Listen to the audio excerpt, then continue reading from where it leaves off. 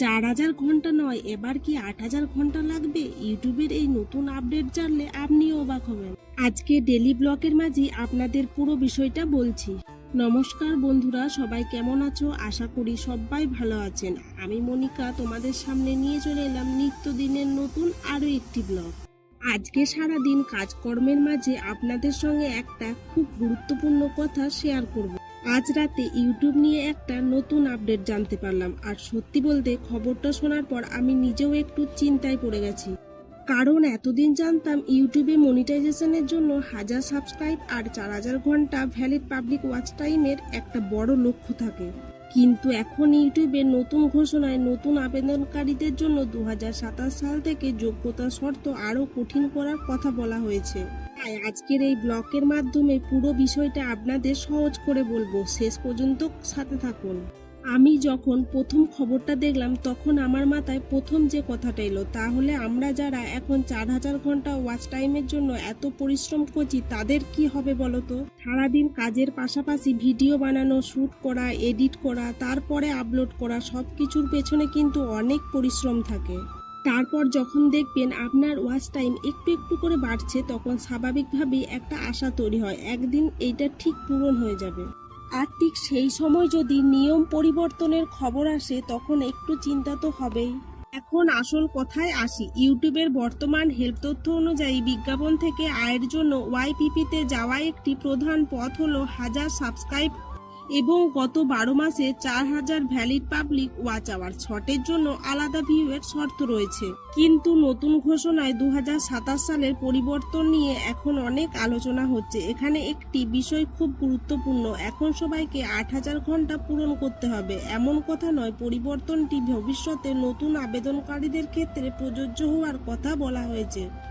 তাই যারা এখন 4000 ঘন্টা নিয়ে কাজ করছেন তারা ভয় পেয়ে ভিডিও বানানো বন্ধ করবেন না।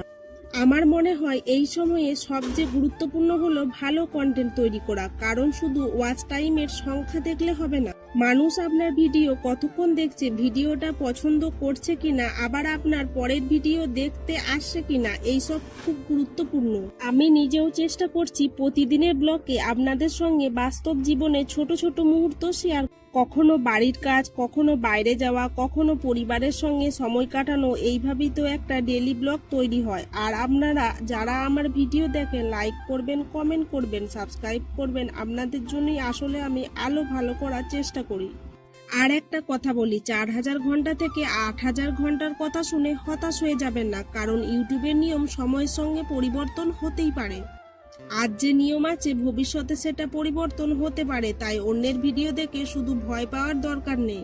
সবচেয়ে ভালো হলো ইউটিউবে নিজের অফিসিয়াল আপডেট দেখা এবং নিজের ইউটিউব স্টুডিওর আর্ন সেকশন নিয়মিত চেক করা, কারণ আপনার চ্যানেলের জন্য আসলে কোন নিয়ম প্রযোজ্য হচ্ছে সেটা সেখান থেকেই সবচেয়ে ভালো বোঝা যাবে।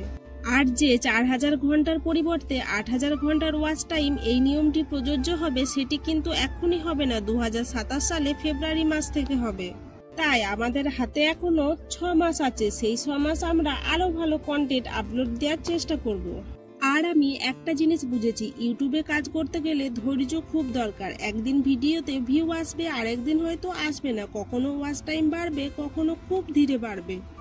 কিন্তু তাই বলে থেমে গেলে তো হবে না। আমি যদি আজ একটা ভিডিও বানাই আর সেটা কম মানুষ দেখে, তাহলে পরের দিন আবার চেষ্টা করব, টাইটেল একটু ভালো করব, থাম্বনেল ভালো করব, ভিডিওটা শুরুটা আরো সুন্দর করব। এইভাবে ধীরে ধীরে একটা চ্যানেল বড় হবে। আর যারা আমার মতো ডেলি ব্লগ করেন তাদের আমি একটাই কথা বলবো, আপনারা নিজের গল্পটা বলুন, অন্যের মতো হওয়ার চেষ্টা করার দরকার নেই। আপনার জীবনে আজ কি হলো, কোথায় গেলেন, কি রান্না করলেন, পরিবারের সঙ্গে কি সময় কাটালেন, সেটাই সুন্দরভাবে তুলে ধরুন। কারণ মানুষের সঙ্গে কানেক্ট তৈরি করা হলো আসল গল্পের মাধ্যম। আর আপনারা যারা আমার ব্লগে নিয়মিত দেখেন, আপনারাই জানেন আমি চেষ্টা করি আমার প্রতিদিনের জীবনে আপনাদের সঙ্গে ভাগ করে নিতে। তাই আজকের এই ইউটিউব আপডেট নিয়ে আমার কথাটা একটাই, ভয় পাবেন না, কাজ বন্ধ করবেন না। 4000 ঘন্টা হোক বা ভবিষ্যতে অন্য কোনো শর্ত আসুক, আমাদের লক্ষ্য থাকবে ভালো কন্টেন্ট তৈরি করা।